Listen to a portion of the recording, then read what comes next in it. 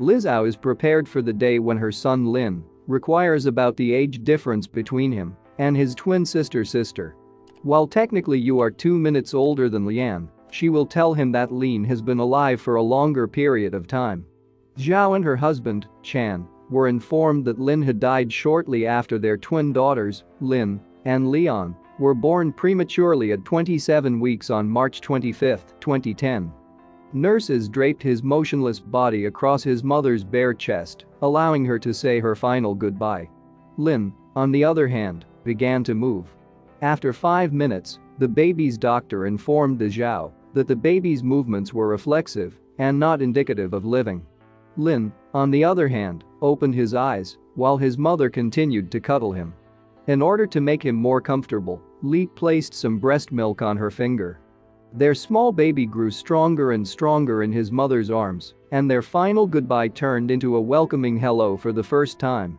Despite the fact that she had only carried him inside her for 6 months, not long enough, Li Xiao told Trending Story in 2010. "I was desperate to meet him, to touch him, and for him to get to know us. We'd come to terms with the idea that we were going to lose him, and we were just trying to make the most of those final priceless moments," says the couple.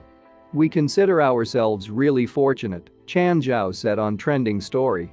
"We are the luckiest people on the face of the planet." In addition to garnering widespread international media coverage, the Zhao's experience vividly demonstrated the benefits of holding babies skin to skin on the chests of their nude bodies, a practice known as kangaroo care.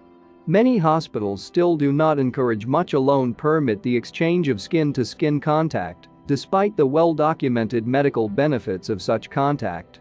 As she and her husband held the tow-headed toddlers on their laps during a Skype chat, Liu said, "Lin and Liam, who are approaching 2 years old, are doing fantastic. It's a pretty chilled-out place." She described the town, where the family relocated from their previous home in Thailand to another city in Thailand, too, in November.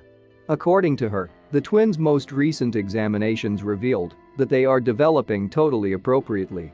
"Can you show me where your nose is?" she said. "As an example, can you tell me where your ears are?" And the identical twins pointed to the appropriate body areas. "Can you show me your stomach?" she inquired, and the children obediently lifted their shirts. Early on, following the twins' early birth and Lin's subsequent resuscitation, the Zhaos resolved that they would not drive themselves insane thinking about probable difficulties associated with their children's premature birth. They'd take pleasure in their children and cross those bridges when they came to them. "We figured that if there was an issue," Liu explains, "we'd find out about it eventually." Despite this, Xiao and her husband ponder about Lin's near-death experience all the time. "Perhaps a little too much," she said. "If the twins are sleeping in and she doesn't hear a peep from the nursery, she becomes concerned. It occurs to me that I'm a tad morbid." The fact that they shared their experience with the world had some unanticipated emotional ramifications. According to a woman from Thailand, Zhao Lin's narrative sparked consternation among members of a support group for parents who have lost children. "We were practically led to believe that if you loved your kid enough, you could bring it back to life. We had certain reservations about going public, and that was one of them."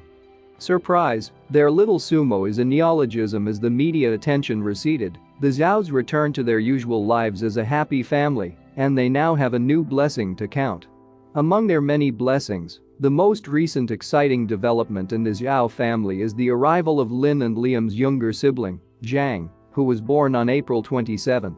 Lin and Leon were produced through in vitro fertilization, and the Zhaos had intended to try again when the twins reached the age of 1.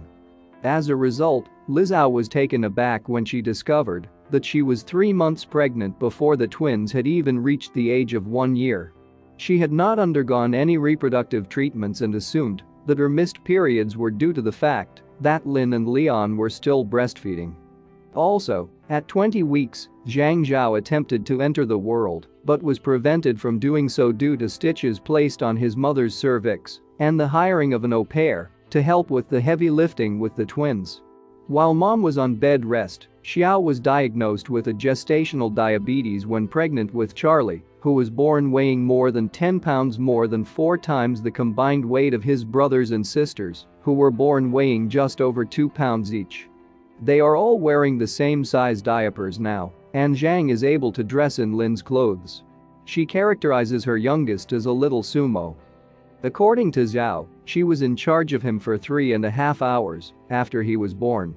"Please deliver him to me as soon as he is born," Zhao urged the doctor to do after her experience with the twins. She says she feels more secure in her ability to communicate her wishes to medical specialists regarding her children.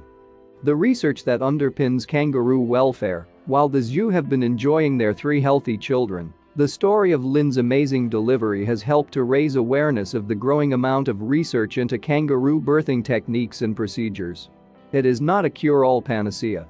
Susan Luddington, a nurse researcher who pioneered kangaroo care in the United States, advises that it does not resuscitate the dead, as some believe, in the opinion of Drive. Livington, a professor of pediatric nursing at Case Western Reserve University in Cleveland. Lin may have had a weak heartbeat that was difficult to detect. Luddington believes that skin-to-skin contact with their parents increased his alertness, which is what she would like to believe happened.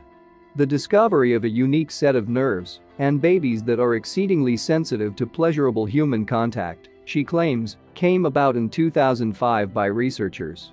Skin-to-skin contact with their mothers causes the production of oxytocin, sometimes known as the cuddle hormone, which has an impact on many parts of the newborn's brains. According to Luddington, in response to the hormone, their heart rate and breathing become more regular. Kangaroo care can also be beneficial in reducing pain in both preterm and full-term infants. Celeste Johnson, director of research at the McGill University School of Nursing in Montreal, has looked into the usage of the drug in newborns born as early as 28 weeks gestation, according to her findings. For the time being, in Johnston's studies, all babies are held skin to skin with their mothers prior to being subjected to a procedure like a heel stick. According to her, "I'm no longer able to do control groups in which there is no skin-to-skin contact because I believe it is unethical." According to Johnston, the length of time that mothers hold their kids before procedures appears to make little difference. She has discovered that even 15 minutes of skin-to-skin contact can significantly reduce pain. When it comes to kangaroo care, which she prefers to refer to as skin-to-skin care, nursing researcher Diane Spatz says the evidence is actually fairly overwhelming about how excellent it is for term and preterm kids. "It's not that we require additional research, but we must persuade people to actually conduct it." Overcoming obstacles and disappointments, however, despite the overwhelming evidence that it is beneficial, the medical community has been loath to endorse skin-to-skin contact with infants.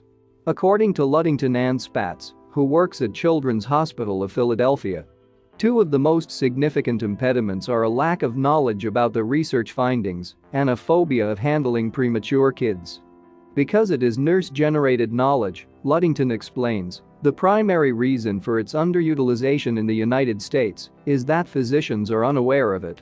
In spite of the fact that physicians are interested in the facts, they do not read any nursing journals.